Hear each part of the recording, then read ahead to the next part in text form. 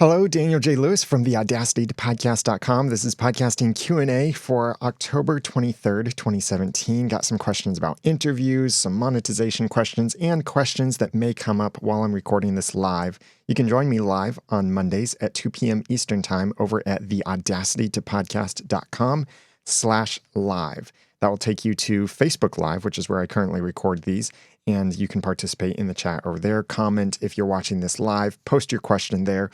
Or if you're watching the replay and want to get your question answered in a future podcasting Q&A, then email feedback@theaudacitypodcast.com. I'll give you that contact information again later in this live session. So I've got a few questions already prepared for you in addition to what may come up in the chat room. Raghunath, I think I finally got that correct on one of those times, said, I started interviewing filmmakers for my show. Is it good to interview in advance? For example, I already interviewed 3 filmmakers. The last interview guest has been in touch with me to know when the episode goes live. He has to wait for 3 more weeks, which I feel a bit sad. Tell me your views on this.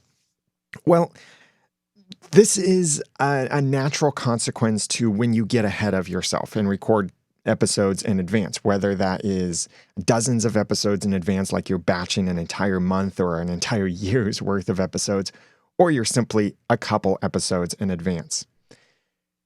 It's not necessarily a bad thing.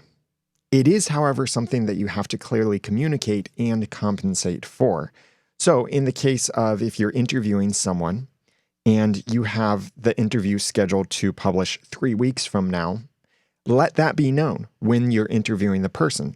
Tell them when you sit down or as soon as you know when it will publish, let them know this will publish on such and such date.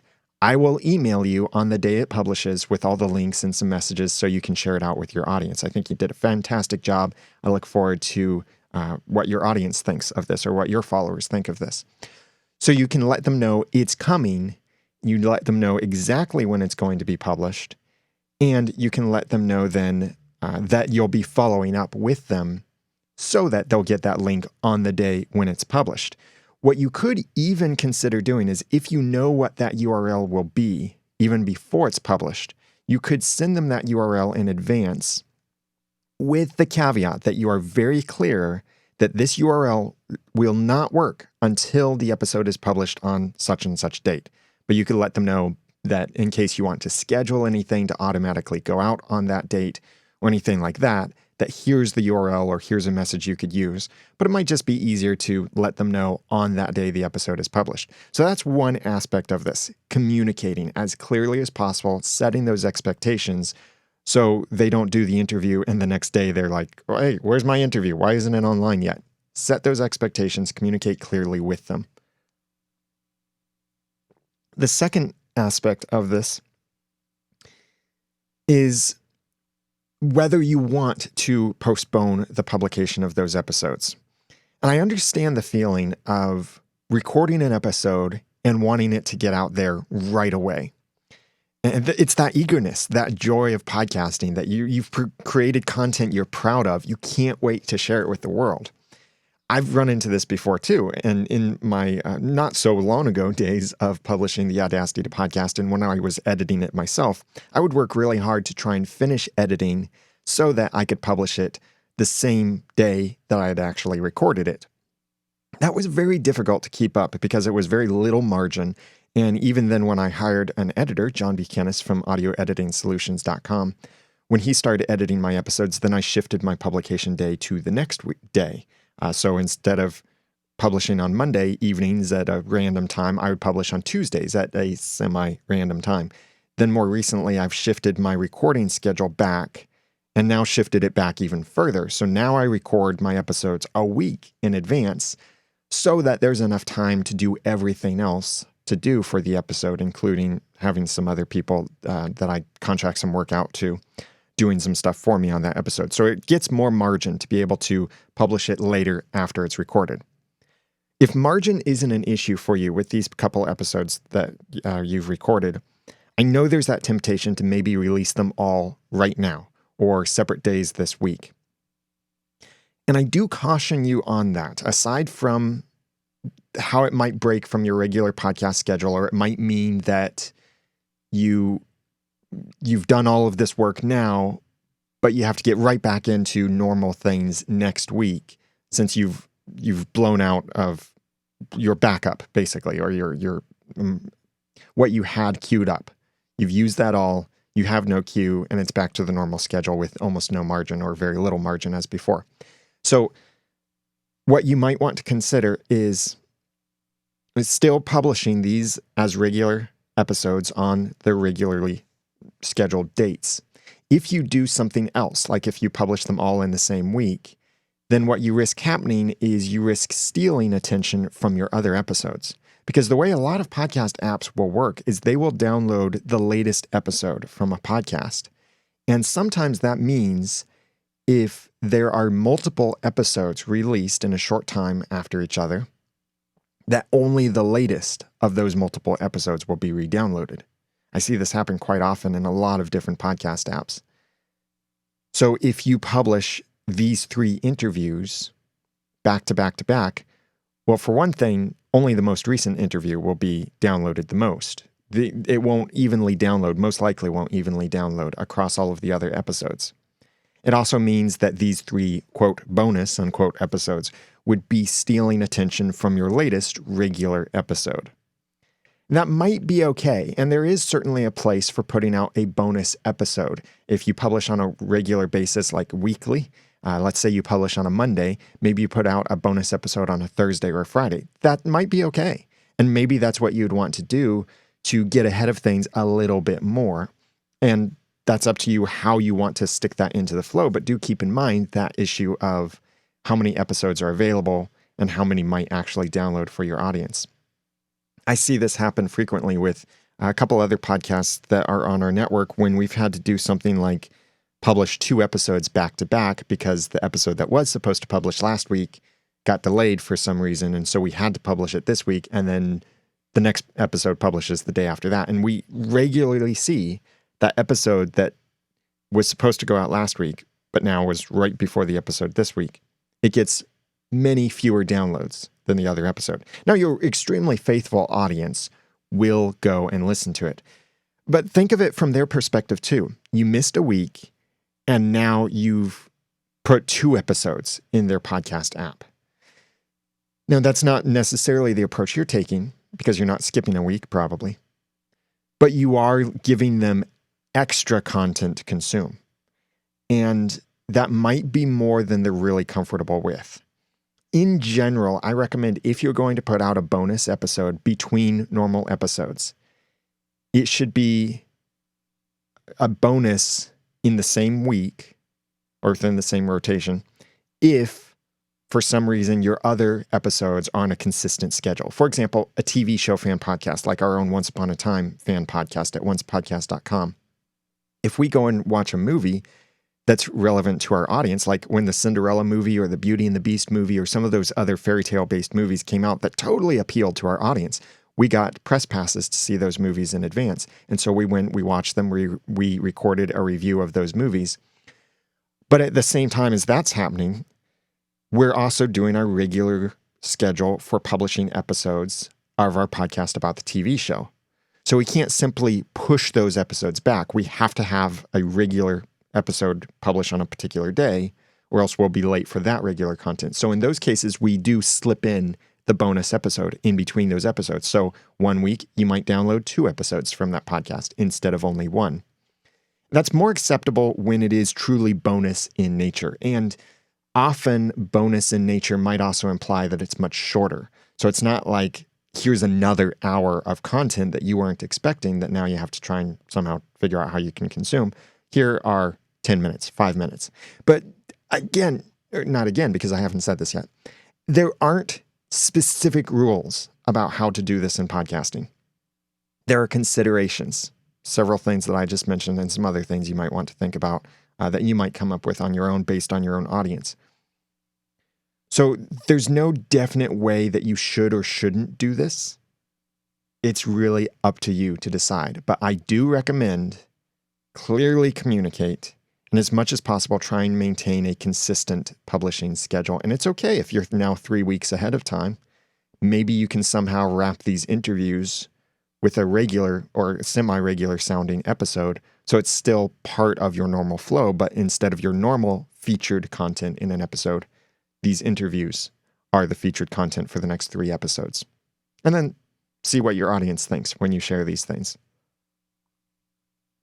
But when you communicate to your guest, they'll have better expectations to know, okay, this is publishing in so many weeks. And this happens to me too. When I'm a guest on other podcasts, I just assume at this point that they are pre-recording maybe a couple weeks in advance. So I'm very used to asking them, when is this episode going to publish? Because that also helps me with the content I'm going to share, knowing, okay, it's going to publish on such and such date. So by that time, these things will have happened. So I'll speak of these things as if they're in the past.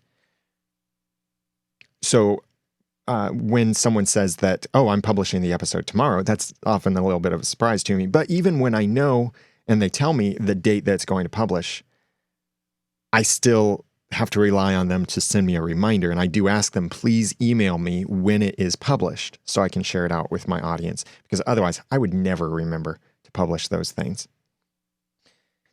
Michael Delaney in the chat said, cool cup. Yes, this is the Audacity to Podcast cup that a fan actually made these for me.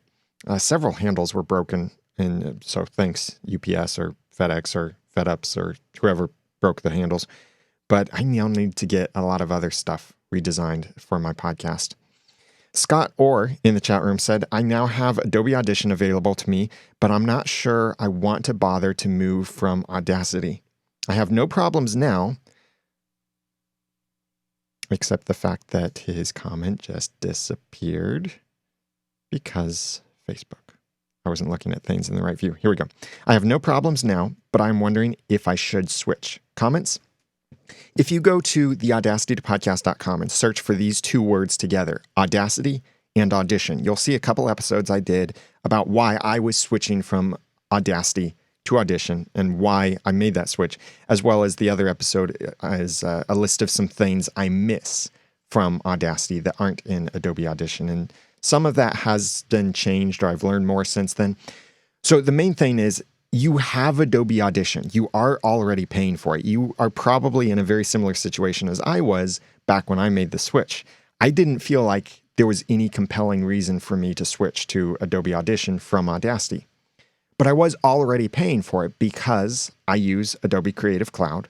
So that's Photoshop, InDesign, Illustrator, Premiere Pro, After Effects. These are all applications I use on a regular basis.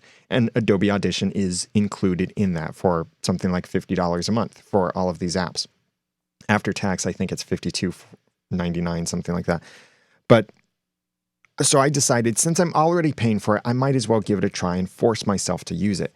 And when I did, I really, really liked it. Because not that it made my podcast higher quality. Although I do now think there are some ways that Audition makes your podcast higher quality, but I'll mention those in a moment. The main reason I switched, and I loved the switch after I forced myself to do it, was the workflow, the time savings. Like, for example, in Audacity, if you apply a compressor to a track and then you make some edits, you can't go back and change what you did in the compressor unless you undo and then lose all of those edits.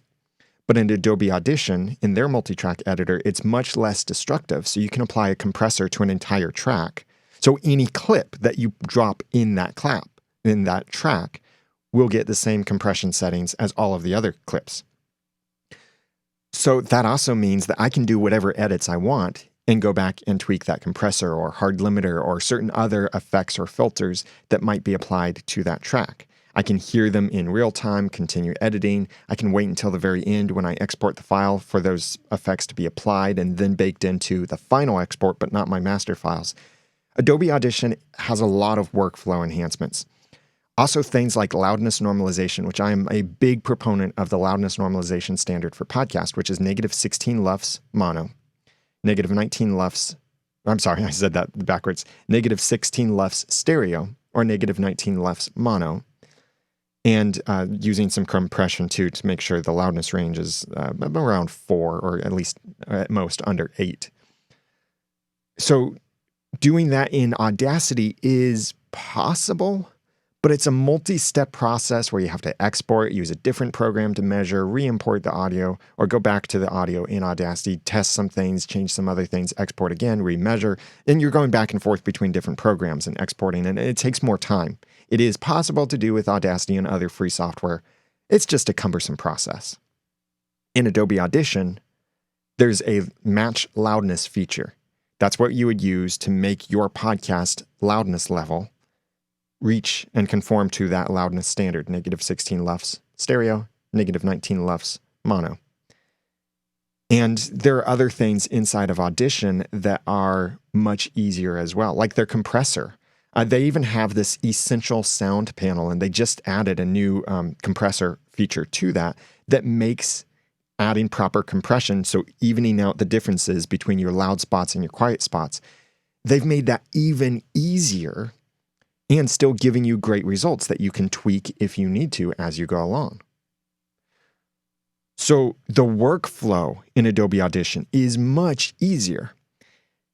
That has an indirect effect on your podcast because you might decide, well, I want to do all of these things. I want to make my podcast sound better. I want to make my podcast conform to these loudness standards, but it's this cumbersome process in Audacity. And so therefore you don't do it. But because Adobe Audition makes that process easier for you, then you are probably doing it. And therefore your podcast ends up being better because you have a better tool that makes the process easier for you to make your podcast better. If all you're doing is cut, copy, paste, that kind of thing inside of Adobe Audition or Audacity, either tool will work fine for you. There are some other things, though, that surprisingly, Adobe Audition does actually result in better audio quality than Audacity. You might be thinking MP3, and that's, kind of an area, although that's a little bit of a nitpick. But the main area I'm thinking of is with limiting. In Audacity, if you do an amplification that's too loud, and thus you force the audio to clip, and then you apply a hard limiter that brings it back down to so where it's not clipping, the audio still ends up being distorted. If you do that same thing in Adobe Audition, the audio is actually not distorted. So you don't have to worry as much about the specific order that you do certain processes because of how Adobe Audition is designed. And therefore, the chances of corrupting your audio are less with Adobe Audition. So it makes the process easier. Should you switch? If you already have Adobe Audition, you're already paying for it, then yes, I do think you should switch to using Adobe Audition. If you're someone else listening right now and you're using Audacity and you don't already have Adobe Creative Cloud, unfortunately, I can't say that Adobe Audition is worth $20 a month, which is what it costs to use Adobe Audition by itself, to lease it or rent it basically from Adobe. The full Creative Cloud suite is $50 a month. And if you don't already use all of the other stuff, then Adobe Audition is not that affordable to you. So in that case, I would recommend, if you want a better program than Audacity, another program you could consider and should consider is Hindenburg Journalist. There's Journalist and there's Journalist Pro. Journalist Pro has a couple bonus features like Skype recording built into it and more control over the specific loudness standard that you follow. Although regular Journalist version does support the podcast loudness standard. And there were a couple other features about Journalist Pro that Journalist doesn't have. I can't quite remember what they are, but not every podcast would need them. So you can go look at the feature comparisons yourself. I don't have an affiliate link for Journalist Pro. I can get an exclusive discount for Hindenburg Journalist Pro for Podcaster Society members. And I don't even make money off of that either. But at this time, I have no actual affiliate link. But Journalist Pro is really nicely designed for editing spoken word audio. Or really, it was designed for editing audio journalist kind of stuff, like NPR style things. But so much of it applies to spoken word, whatever kind of style you're doing. So it's a much easier editor for podcast editing, whereas Audacity and Adobe Audition are really focused on any kind of audio editing. Programs like GarageBand are really focused on music editing. I really like Hindenburg Journalist. There is also Reaper, which is a little bit better than Audacity, but it's about on the same level, I think. So should you use Audition if you already have it? Yes. Do you have to upgrade to Adobe Audition? No. So thank you, Scott, for that question. Chris Cullnane III asked, how would you do a new season of a Netflix or Hulu type show? Would you do it weekly or release all at the same time? In Apple Podcasts, we do have this new feature where you can mark certain things as being part of a particular season, and then each episode in the season can have specific episode numbers. And I know that Brad asked a question about iOS 11, which I'll get to in a little bit as well. But these features don't apply to other podcast apps yet. I think they may at some point, but the stuff like episode numbers and seasons and episodic versus serial type of podcasts, those aren't available yet in other podcast apps, as well as bonus, trailer, and full episode type selection doesn't do anything in other podcast apps, at least not yet. So don't rely on how Apple Podcasts uses a feature and hope that that can work for everyone else, like especially with this new seasons feature. That said, how would you do a new season of a podcast weekly or dump the whole thing out there all at once? This is really up to you. It's a tough thing, really, because if you release it weekly, there's some fun buildup. You get that opportunity for all of the in-between stuff. If it's stuff you want feedback for, well, certainly if you dump a whole season of episodes, there's no way you can incorporate feedback from episode 1 on the next episode because you've published all of the episodes all at once. So you can't. And if you do go back and change them, the people who are already subscribed would not download those old episodes, and you shouldn't force them to anyway. If your show doesn't incorporate feedback, if it's a story show of some type, still having that gap between releasing episodes allows people to engage more, to share it, to enjoy it, to theorize, to get excited. It gives you more chance to market it as well, because you can market the latest episode and you can pull highlights from that latest episode, and you're doing things one episode at a time. Depending on where you are in the production cycle of this show, it may also mean you can get episodes out there and get new content out there earlier, because if you try to launch with an entire season, that means you have to have the entire season finished in order to dump the entire thing there. But if you're launching it one episode at a time, then you still have a bit more margin to be able to tweak certain things, fine-tune, revise things, continue editing, publishing, recording, anything like that as you go along, but you're several weeks ahead of time, like they do for many TV shows that are broadcast on television instead of some of the Netflix stuff that they do sometimes. There are some other benefits, though, on the flip side of things. If you dump it all at once, then that gives you the opportunity to create some really cool buzz sometimes. So it's kind of like the big, bold, flash in the pan illustration that some people refer to that gets a lot of attention, but kind of quickly fades out after the season has been consumed. Depending on how much attention it got, the story might continue or the attention might continue, but it will quickly fall down. It's like the rise and fall of Rome. You'll get a lot of attention and then drop. If you're prepared for that, that might be fine. You look at something like S-Town or some of these other podcasts that released in that way, and that's the way that they got that attention, except when they're podcasts that got so much attention that everyone is still talking about them. And to make a podcast like that, you really have to have a massive platform. So don't think that you'll get a lot of long tail attention for your podcast, unless it is super popular. If you're dumping it all at once, this does certainly support people to binge on your content. And that can turn them into super fans, and they can get really excited about it. I mean, you look at when the last Harry Potter book was released. I heard of people who stayed up all night to read the book that just came out. Although they had plenty of time. There was no hurry whatsoever to read the book. They just wanted to read the entire thing as quickly as possible to find out how the story ends. Your podcast might be that same way. So it's really up to you. Now, I will tell you for my episode of the Audacity podcast, which will publish next week, I will be talking about should you launch your podcast with multiple episodes, kind of the dump approach versus one at a time.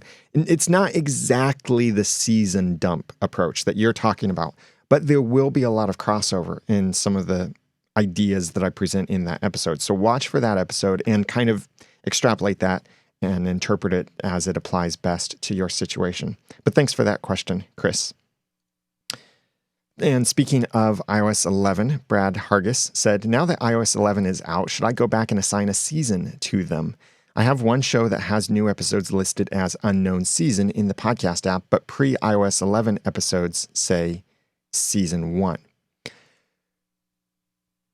With any of these new iTunes tags, going back and updating is up to you, and it may not even be necessary. If you have a seasonal show, if you're going to start using the seasons, I do recommend you go back and update your previous episodes with your past seasons. We did this for our Once Upon a Time podcast that my assistant now that I have, one of the first tasks I gave him was to go back and update 300 episodes of our podcast to assign them to the proper seasons.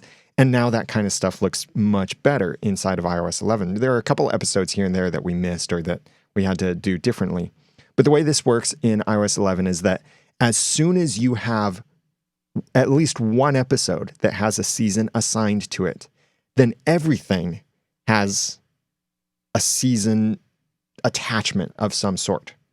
If you specify that attachment, then that episode appears inside of that season. So if you're on season 3 right now, let me see, you said you have one show. Okay. If you're on season 2 right now and you start publishing, if you publish one episode, then with season 2 indicated on that episode in the special iTunes tags, then all of the other episodes will be listed as unknown season. So you could go back and update those. At a minimum, I would say get your current season all tagged properly. And if you can, one season back at a minimum. Now, if possible, get all of your episodes on seasons. Now, this does present an interesting challenge depending on your podcast, because talking about Raghunath's podcast question about the bonus episodes, if you were to treat those as bonus episodes, like we did with our Once Upon a Time podcast, we have these episodes that review a movie and thus don't fit into a particular season of the TV show. And so those episodes, since they have no season number assigned to them, they appear at the bottom of the list inside of Apple Podcasts when you look at one's podcast. And I don't really like that. There's unfortunately not a good way around that. And I realize that's because we've mixed content. We do a podcast, a seasonal podcast about a seasonal TV show, and we did a few movie reviews. The movie reviews are timeless. But we can't squeeze them into a specific season. That just wouldn't fit. You might be in a similar situation. If you don't actually do seasons, like you're not doing a podcast about a TV show, or you're not approaching your podcast with seasons, even if the seasons are simply a scheduling thing, or if the seasons are thematic in some way, and maybe season 2 picks up the day after season 1 ended. It's up to you. I've done an episode previously about should you podcast in seasons, and that was even before we knew that Apple Podcasts would support seasons. If you're doing seasons, then get that current one, maybe the previous one. If you're not actually doing seasonal content, and there's no season in any way connected to your show, schedule, content, anything like that, you don't have to add the season tags at all, because it would just be confusing then. Like for the Audacity to podcast, if I gave it seasons, it wouldn't make sense, because there's there are no seasons for the Audacity podcast. Yes, there have been a couple breaks here and there, or a Christmas break or hiatus for Noodle Baby's birth, or certain other things like that. That's not the start of a season and the end of another. That was simply a break. So I don't have seasons with that show. I don't plan to do seasons with that show. So it's up to you what works best for your content, which is something I'm saying several times here. Back to the list. John Hagedorn asked, I would much rather not have ads at all and have a subscription app. Is anyone doing that successfully with their podcast?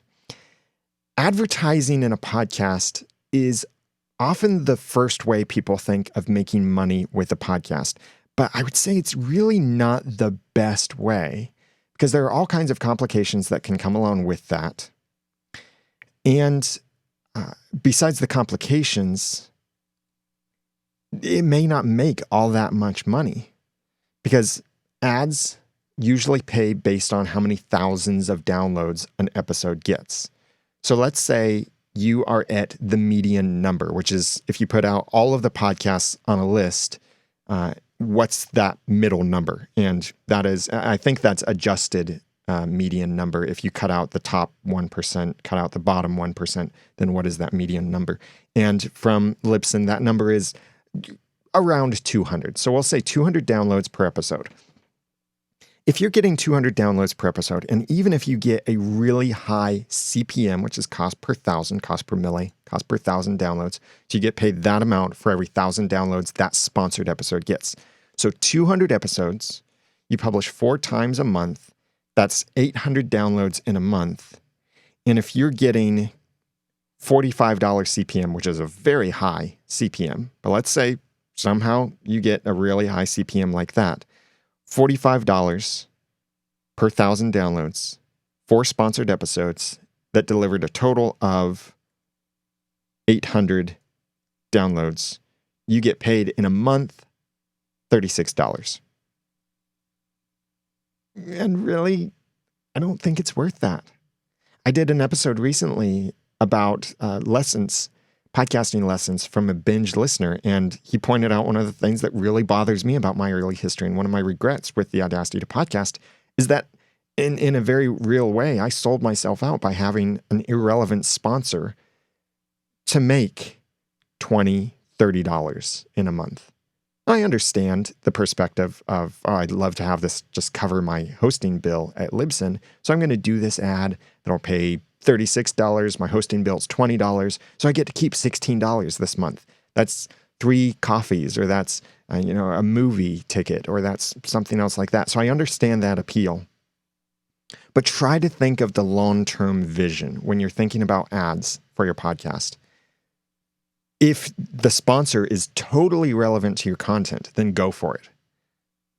But if it's not so relevant, don't try and sell yourself out. Try and sell your own stuff first, or even try and get donations for your podcast first. Yes, it will start out small, but it can grow.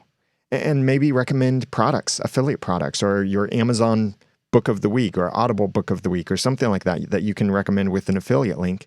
That might make you more money than an advertiser would. Like right now, my podcast, with as many downloads as I get per episode, I'm below the threshold that most sponsors would even consider. So even if I could get a sponsor for my podcast, and some companies have offered, but I don't take sponsors anymore. Even if I did, though, I would get less money from that sponsorship than I get from my Amazon.com affiliate sales. So I think it's more important to present relevance and value than to try and start monetizing with ads right away. And it seems like John Hagedorn recognizes that, because he said, I'd much rather not have ads in my podcast at all, and instead have a subscription app or a subscription model of some sort. And that is totally admirable. There is nothing that says you must have ads. In fact, there are some very famous podcasters who don't do ads. They do donations, crowdfunding, or they sell things themselves. Look at No Agenda, a podcast I frequently mention. They will not take sponsors. That's why they named their podcast No Agenda, is that they're not at the mercy of the agenda of their sponsors or their advertisers. And they get their value from their audience. So if one person stops donating, that's 1% or maybe 0.5% of their total funding. They don't have to worry about upsetting the one person. They make the podcast they want to, and they find the audience that they want to, and the audience that wants to listens, and they contribute. So if you want to have some kind of subscription app, and I'm not quite sure what you mean by app, I want to cover this from multiple angles from this, we'll just call it a subscription kind of idea. A subscription model would be people pay on a recurring basis, let's say monthly. It could be per episode, but for simplicity, we'll say it's every month they pay a certain amount. There are several different ways that you could do this. You could do it through your own website, like as simple as adding a PayPal subscription button, which you can generate with your own PayPal account. Just when you make your button, you choose a subscription button type, and then people can subscribe to pay $5 a month, $10 a month, whatever that amount is that you set in the button. Or you can make multiple buttons so they can subscribe at multiple amounts, and you can decide what benefits they get. I'll come to the benefits in a moment. You could also use a service like Patreon.com, very popular, especially in the podcasting space and other creative spaces. And it makes it really easy to create a sort of membership. It's not connected directly to your website, but you can upload special content that only your patrons can get. Only those people who, maybe only people who pay $5 more per month get access to these certain things, or anyone who paid any amount per month can get access to it. That is really easy. And I had this complicated system for our own Once Upon a Time podcast where people could pay by PayPal or credit card and subscribe or make one-time payments through my own website. And I liked that system. And I had the skills to make that system. But it was really frustrating that I couldn't give them exclusive content. It was frustrating that I couldn't easily see the list of who is donating in an active, updated list. It didn't handle payment errors very well. And there are other plugins that can do that kind of thing better, like GiveWP is a free plugin, and then there are paid extensions to extend the functionality of that, like a recurring subscription. You could use a membership plugin on your site to handle that kind of thing. But I decided, well, for all of the trouble I'm going through, Patreon would take an additional 7% off of what I'm already giving to Stripe or PayPal or whatever other payment gateway. And for me to not have to worry about managing the system so much, it was worth it to me.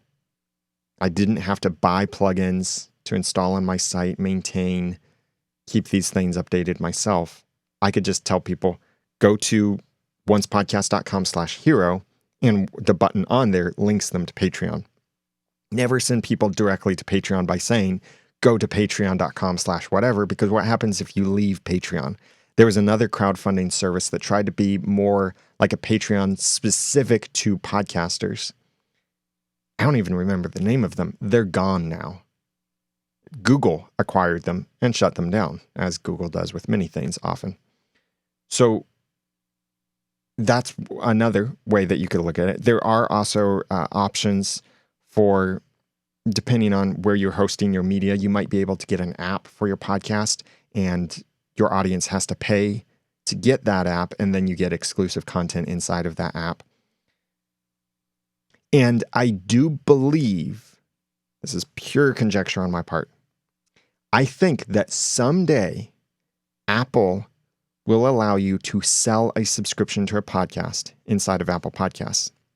You look at how Apple Podcasts tend to follow the path of apps, but separated by a few years and a slimmed down version of the features.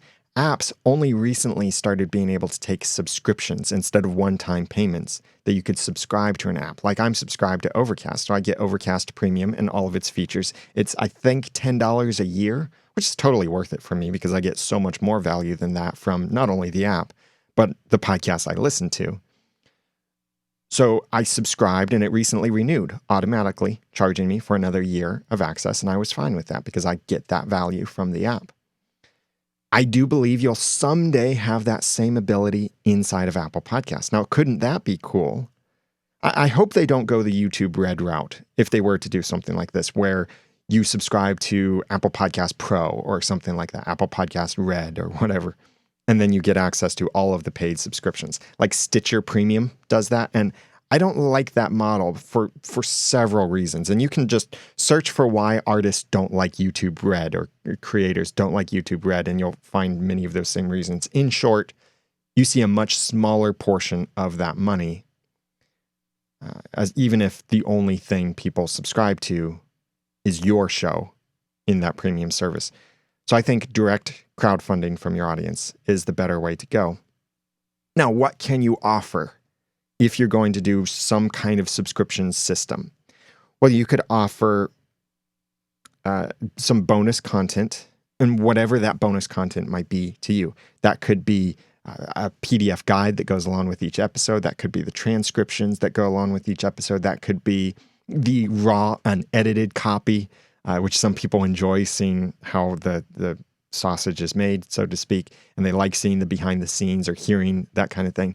It could be what we do with our Once Upon a Time podcast is we edit out our bloopers, save them, put them together as a blooper episode, and only our supporters get access to that. So they get to laugh at our mistakes that our regular podcast listeners don't hear those mistakes.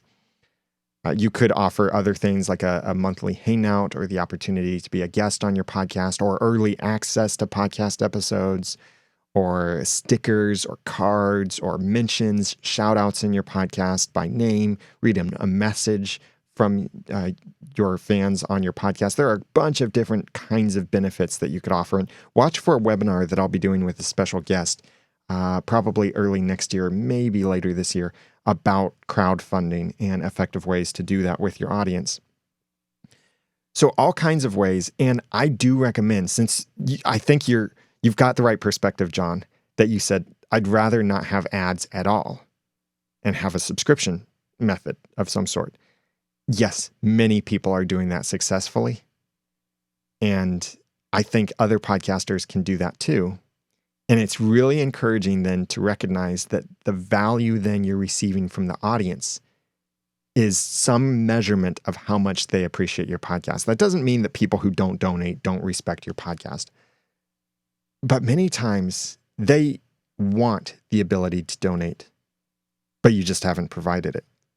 One of the things I'm going to start doing in 2018 is donating to the podcast that I enjoy, subscribing to their Patreons, and other things like that, so that I'm supporting those podcasts. And that will be the podcasts that I know offer that. If I listen to a podcast and they don't offer that, I might not send them any money because I just have no way of easily doing that. So give your audience that ability. We have one person who's listening to our Once Upon a Time podcast here at this point has contributed, I think, over $2,000 to a free podcast about a free TV show. The TV show is not even all that good anymore, but that gets controversial. So that's some advice for you to consider, John.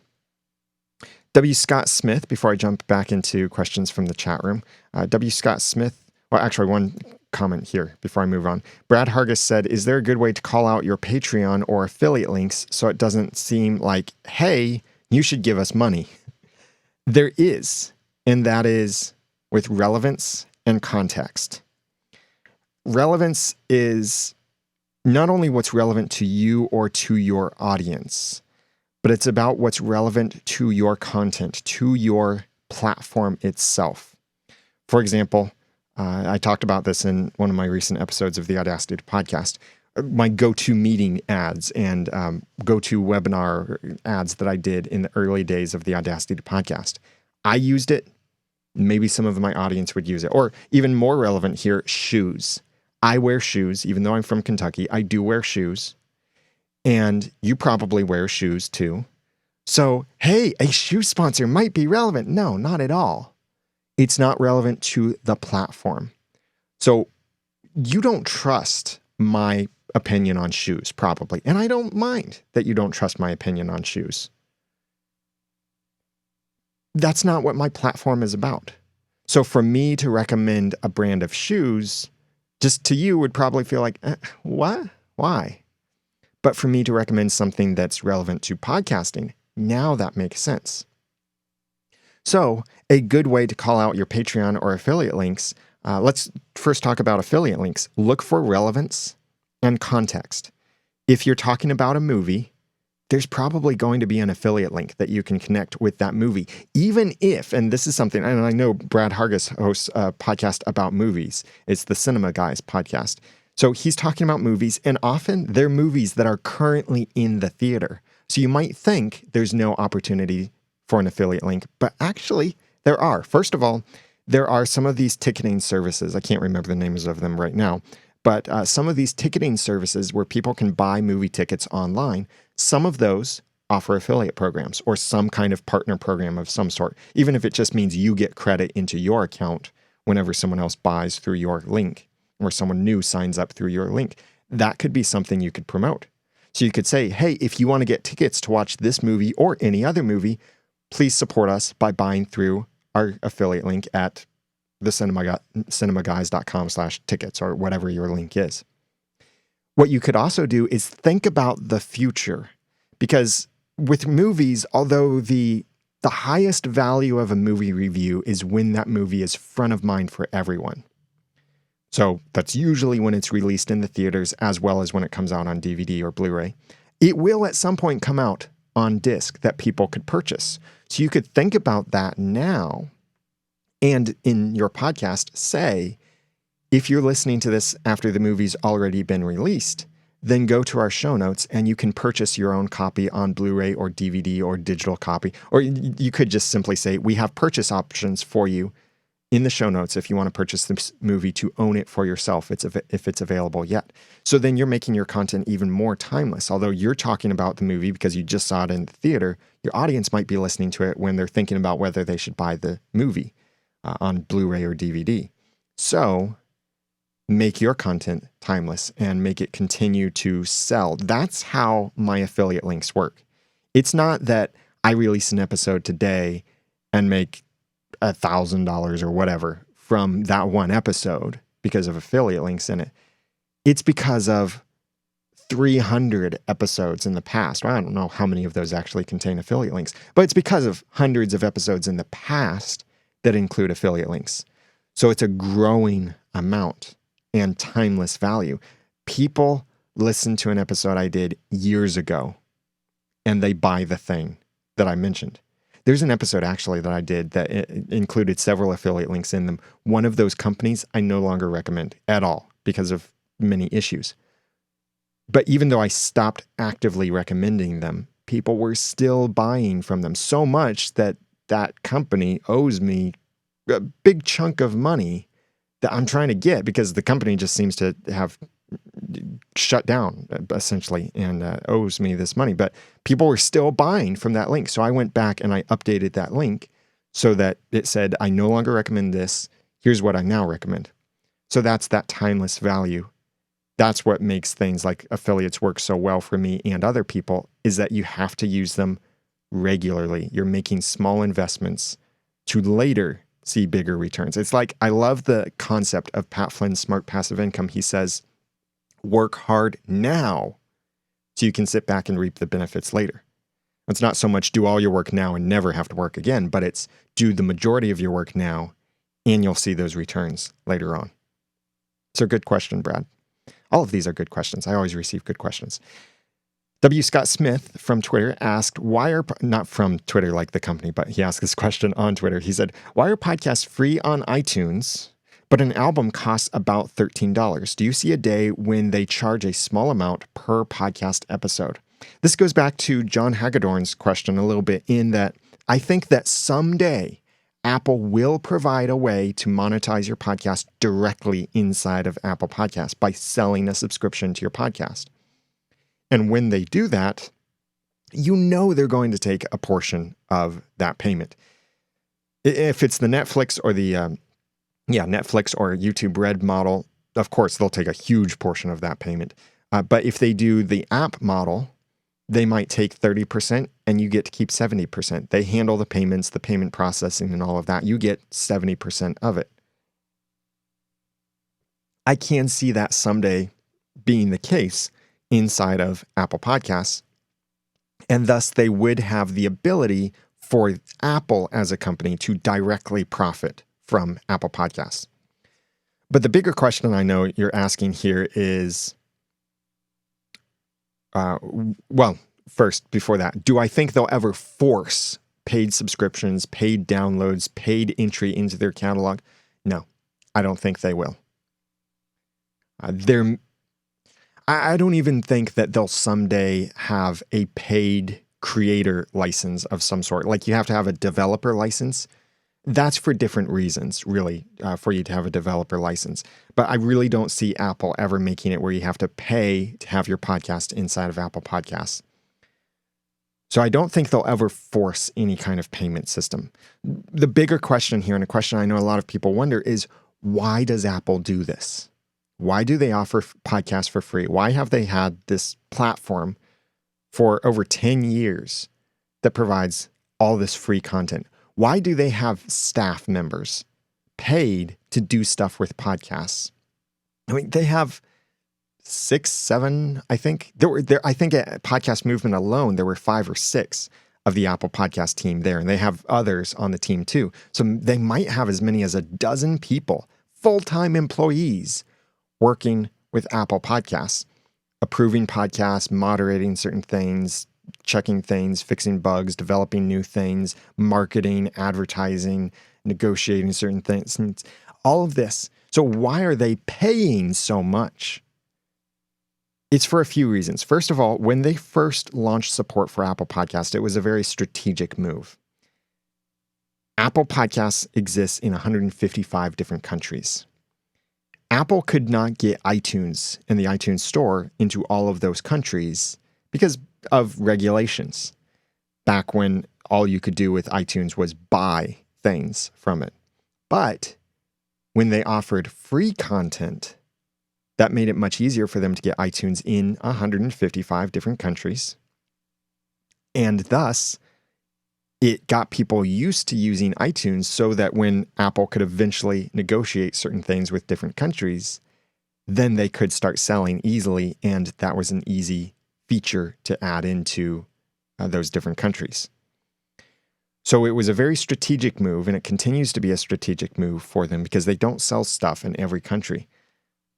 The other reason why they do this is it's part of a bigger ecosystem where, and this is why the majority of podcast consumption happens on an iOS device. It's so easy on an iOS device, and it's so ingrained in our minds. We tell everyone subscribe on iTunes, or as we should be really saying, subscribe on Apple Podcasts, listen on Apple Podcasts, because that's where the majority of podcast consumption happens. At some point, that may shift over to Android because there are many more Android devices than iOS devices. But for now, it's happening predominantly on iOS because Apple has made it so easy. There's also certain things maybe you could say about a stereotypical Apple product user versus a stereotypical Android product user and which one is more likely to want to consume podcasts. But that gets a little bit more philosophical than I want to at the moment.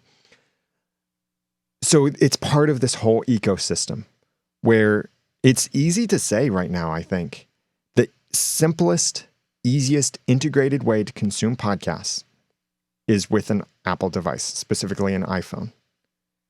And the best podcast apps, I would say, are also on iPhone. That's not to say there aren't good ones on Android. There are some really good ones. Like Pocket Cast, for example, is really good on both Android and iOS. But I think Overcast is better. Castro is better for certain things. Some other apps are better in certain things, and they're available only on iOS. And that goes back to other philosophical reasons. The third thing is, think about this. Why does Apple give you GarageBand for free on their apps, on their devices? Why do they give you Pages? Why do they give you Keynote, my favorite presentation software? Why do they give you all of these other tools for free? It's because Apple's deep philosophy is to support creators. Many times, Steve Jobs from the stage would show this sign that shows that's the street sign where you see the road one way and the road the other way. And he would talk about how Apple is at the crossroads of liberal arts and technology. And podcasts are right there too. Apple creates stuff for creative people. Apple wants to support creative expression. So that is why I think they're such big proponents of podcasts, because this is a way that people have been able to express themselves unlike anything else on the internet and build an audience, connect with people, put a little bit of themselves into their content. So that's why I think Apple doesn't charge for this and why Apple is actually investing in all of this. And it does cost them. Certainly it costs them a lot, probably. But they probably profit far more from it because of the whole connection, the ecosystem, the culture that they're creating. And they profit from knowing they're enabling creators. And they're connecting creators with audiences.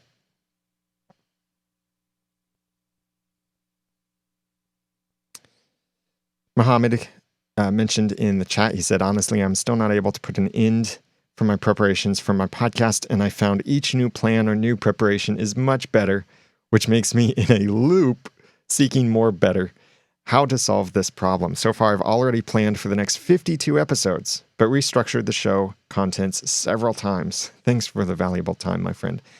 Mohammed, you just got to get out there and publish an episode. I know we can paralyze ourselves over trying to make things perfect. And certainly for my first 2 years of podcasting, I released 9 episodes because I was trying to make the perfect podcast and the perfect episodes. Perfection is impossible. Don't even try to reach perfection. Now, it is good to reach excellence, but let me liken this to marriage. I'm a husband. I'm married to a beautiful woman. Was I the perfect husband on day one of our marriage? Well, I thought I was. No, I was not. I knew I wasn't. I'm a better husband today than I was back then. Should I have waited, though, to get married until today? No, because much of what made me a better husband is by being married and sticking it out and struggling and changing, learning to be humble, learning to listen, learning to be patient, learning to communicate better. These kinds of things not only make me a better husband, but made me a better person. And I can joke about it this way. I was a perfect husband until I got married. And then I discovered all of my problems. And that's not saying my wife made me a problem. It's saying I didn't realize all of my problems until I was in a situation that revealed all of my problems. Your podcast is very similar to that.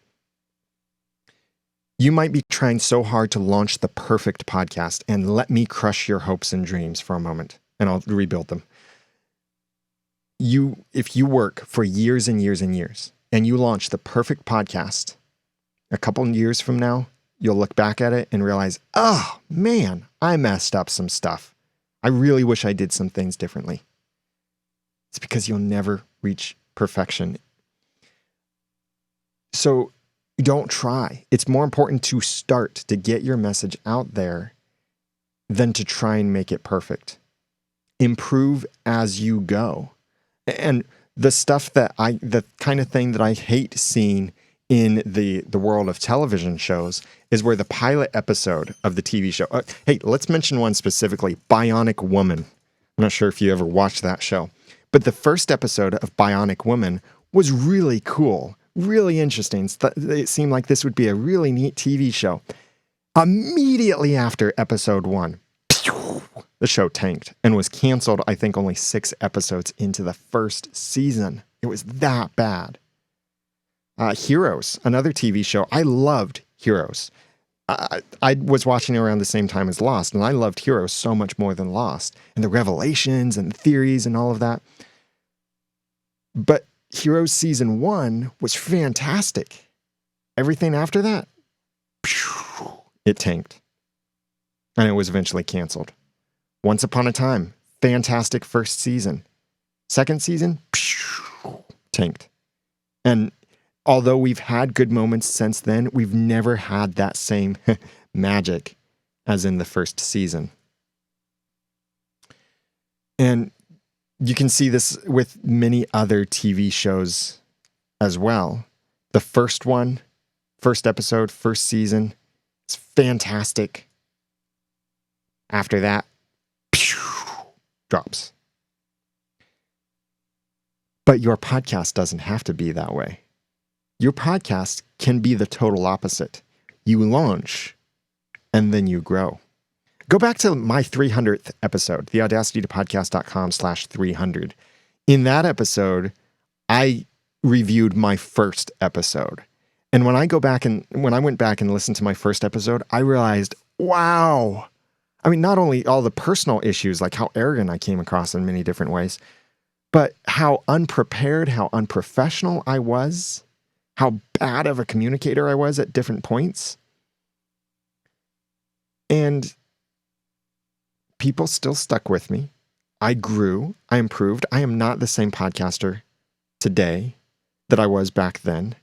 And listening back to that episode, it reminded me of other podcasters I've checked out and gave up on because they sounded like I sounded. I mean, I didn't give up on them because they sounded the way I sounded. I gave up on them because of how they sounded, how disjointed everything sounded. And I realized that's the way I sounded in my first episode of the Audacity to Podcast. But then the podcast has grown. I've grown. I've matured. I've changed. And you can too. So don't try to be perfect. It is more important to get your message out there. And keep this in mind. You can change the world with your podcast, even if it's one person at a time. So why slow down improving the world because you want it to be perfect? Get your message out there. Start changing the world now, and you can grow and improve as you go along.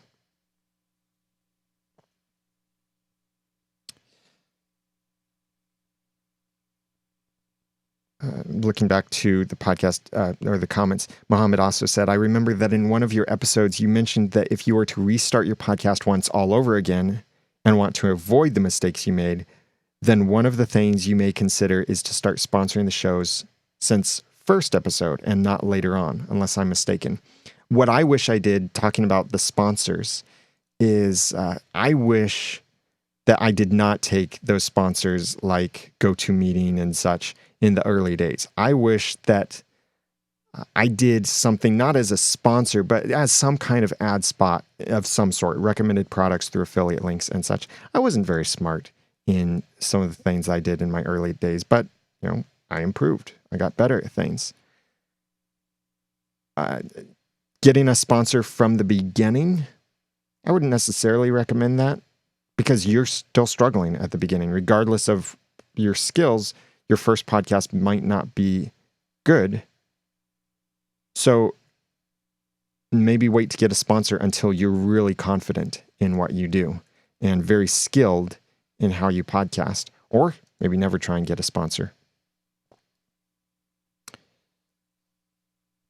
Maurice said, your live Q&A is always extremely informative. Great job. Thank you.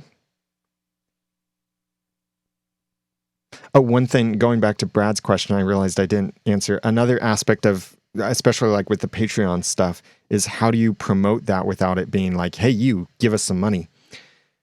Look for opportunities to tie it in and make it entertaining in some way. Look for opportunities to make this something your audience, especially those who give you money, actually look forward to.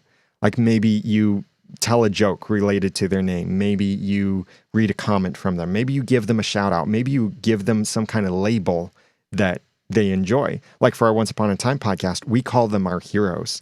And about midway into our episode, I'm listening very closely to anything I can latch onto and transition into thanking our heroes for that episode.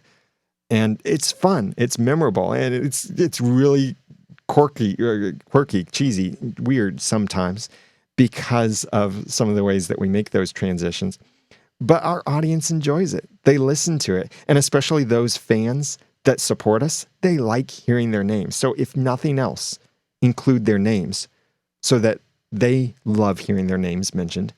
And others will want to partake in that as well. They'll think, I want a piece of that. Like listening to Emily Prokop's podcast, the story behind her list of producers at the end of each episode is getting longer and longer and longer. And I'm hearing it and thinking, I look forward to having my name in there soon. And Ask the Podcast Coach as well, where he gives a shout out and even mentions the websites. It would be cool to get my name mentioned in there too. Or even like the No Agenda podcast to get my name in there. And some of these other podcasts I listen to that I might be able to support. So think of it in a personal way, not in the way of, hey, we need your money, but here's an opportunity that you can participate in the podcast, that you can support what we do. You can make it easier for us to do this. You can help us to get to see more movies, do more reviews. You can have your name mentioned. You get this special title with our podcast. You can be a producer. You can be a hero. You can be a filmmaker. You can be a fellow film nerd, an FFN. You can be whatever it is that you decide. Have some fun with it. Make it fun for your audience. And that will encourage them to participate as well.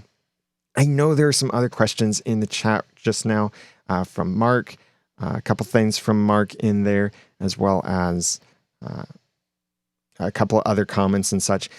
For the sake of time, I'm going to push those to my next Q&A. So join me again on Mondays at 2 p.m. Eastern over at theaudacitypodcast.com/live. And I will copy the questions I couldn't answer in this session and put those over into the next session. One comment from Mark that is relevant to what I mentioned here. He said, I tried /prepared /procrastinated for 2 years, but never had the time to make it right. Launched with 3 episodes, etc. Finally recognized this, saw opportunities that showed up, and launched on Friday with 1 episode. Now I'm out there and can continue. Thanks, Daniel. You're welcome, Mark. And that's a good approach. In my next episode, I will be talking about the next episode of the Audacity podcast that will publish next week. I'll be talking about, should you launch with multiple episodes? If you launch with only 1, that's not a failure. This is for those who are thinking about launching with multiples or trying to decide. I have some benefits and disadvantages that I'll be sharing in that episode. And in the episode of the Audacity podcast that publishes on October 24th, I'll be sharing what you should check if you're using the RSS feed from your media host, whoever that media host is. Some certain things you need to make sure you have control over so that you own your podcast, you own your audience, and you can take that anywhere you want to.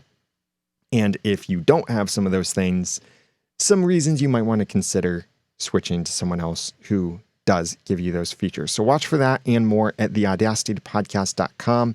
If you enjoy this kind of Q&A format and you're already after episode 1, but you want to dig into more depth, more detail on these things, Podcaster Society is for you. Podcasterssociety.com, where we answer questions. I and several other podcasting experts and experts in different ways, like WordPress experts, a legal expert, advertising expert, community expert, and much more. Podcasterssociety.com is the place for you to be so that you can grow your podcast and make it amazing. It's everything you need after episode 1. So if you've already launched your podcast to Apple Podcasts, Podcaster Society is for you. Check it out at podcasterssociety.com and join me again Mondays, 2 p.m. Eastern, live at theaudacitypodcast.com/live. Thank you for joining me, and thanks for watching.